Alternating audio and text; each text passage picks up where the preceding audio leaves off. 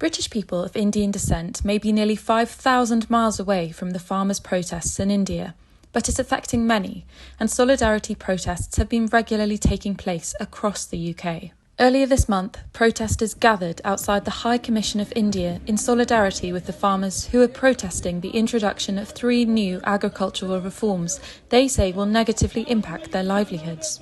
Tensions have escalated over the past month after 4 farmers were killed in northern Uttar Pradesh state's Lakhimpur Kheri district. I spoke with several attendees to understand what participating in this protest movement meant to them.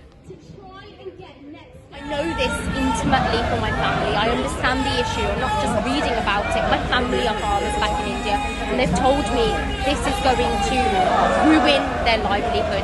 I think they're scared now. We've spoken to them, and they were shaken last week when we spoke to them. They said that we don't want to be in this country anymore. We don't feel safe. What's the point?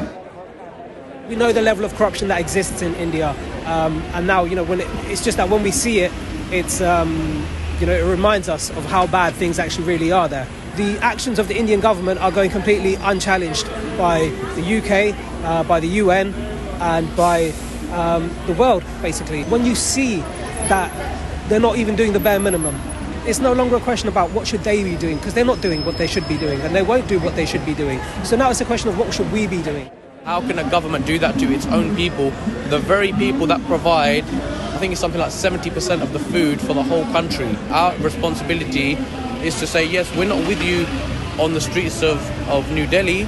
We're not getting attacked with tear gas and batons. This is more about just the 3 farm bills being eradicated. We have to look at the situation of what the farmers were in before these bills came about, the amount of farmers that have committed suicide because they're in debt, and it's also majority Sikhs which are going to be affected, unfortunately.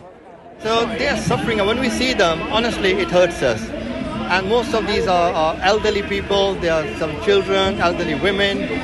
So for us, it's very painful to watch that. And we think the Indian government needs to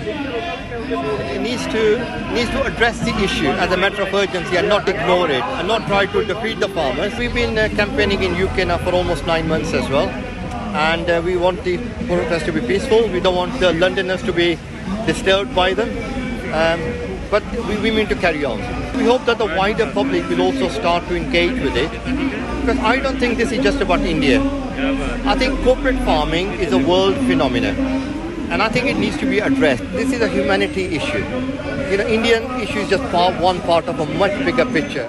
The Indian government's response to the protest has raised questions about speech rights, internet freedoms, and the stifling of opposition in a country of more than 1.3 billion people. What is clear is a growing sense of urgency from protesters both here and in India after a year of demonstrations, as the country heads towards an election in May 2024.